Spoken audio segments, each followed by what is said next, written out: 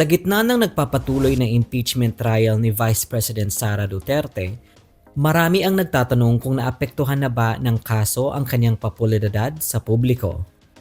Pero base sa pinakabagong mga survey na inilabas nitong July 2026, mukhang nananatiling matatag ang kanyang political standing. Sa kabila ng mga aligasyon at mga pagdinig na patuloy na sinusubaybayan ng publiko, majority pa rin ng mga Pilipino ang nagsasabing nagtitiwala at aprobado nila ang kanyang performance bilang Vice President. Ayon sa Pulse Asia survey na isinigawa mula June 28 hanggang July 3 at July 6 ng 2026, nakakuha si Sara Duterte ng 56% approval rating, habang 58% naman ang nagsasabing may tiwala sila sa kanya. Ang mas kapansin-pansin ay halos walang malaking pagbabago sa kanyang ratings kumpara sa nakaraang survey noong March. Ibig sabihin, kahit ilang buwan ng sentro ng pambansang usapan ang impeachment case, hindi pa rin ito nagreresulta sa malaking pagbaba ng suporta mula sa publiko. Ganito rin ang naging resulta ng survey ng Social Weather Stations o SWS.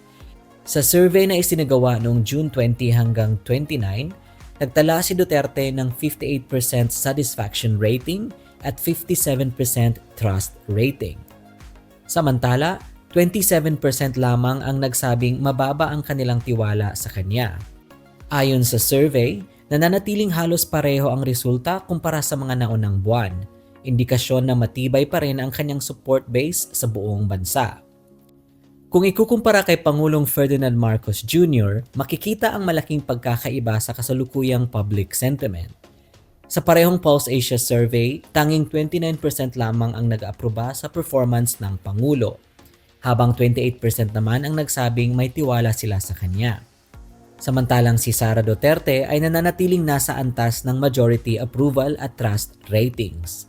Ito ang dahilan kung bakit patuloy siyang itinuturing na isa sa pinakamalakas na political figures sa bansa sa kasalukuyan.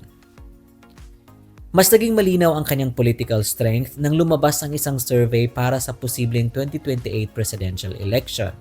Sa survey na inilabas noong July 22, nanguna si Sara Duterte bilang pinipiling kandidato ng mga respondent para sa pagkapangulo.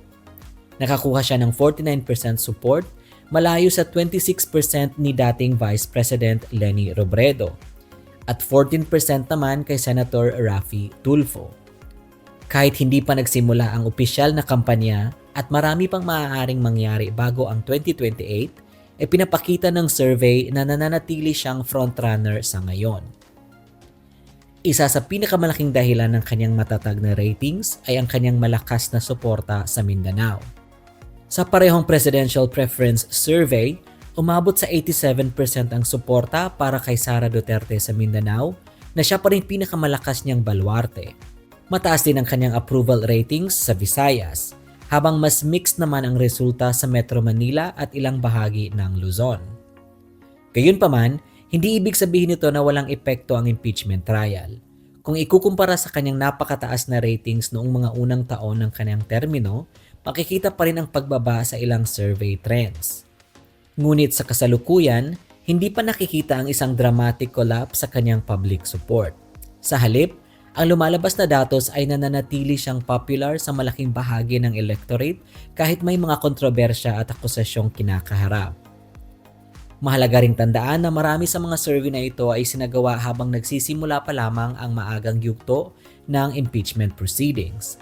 Habang nagpapatuloy ang trial sa Senado at mas marami pang ebidensya at testimonya ang ilalabas, posible pang magbago ang pananaw ng publiko sa mga susunod na buwan. Ngunit base sa pinakahuling datos ngayong July 2026, malinaw na si Sara Duterte ay nananatiling isa sa pinakamatibay na political figure sa Pilipinas. May majority approval at trust ratings at nangunguna pa rin sa mga maagang survey para sa 2028 presidential election. Sa ngayon, ang impeachment trial ay hindi pa nagdudulot ng malaking pagbaba sa popularidad ni Sara Duterte. Sa halip, ipinapakita ng mga survey na ito na nananatili siyang may malakas na base ng suporta at mataas na antas ng tiwala mula sa publiko. Habang nagpapatuloy ang mga pagdinig sa Senado, isa sa mga pinakamahalagang bagay na dapat bantayan ay kung mananatili ba ang mga numerong ito o kung magkakaroon ng pagbabago habang lumalabas ang mga susunod na developments sa impeachment trial.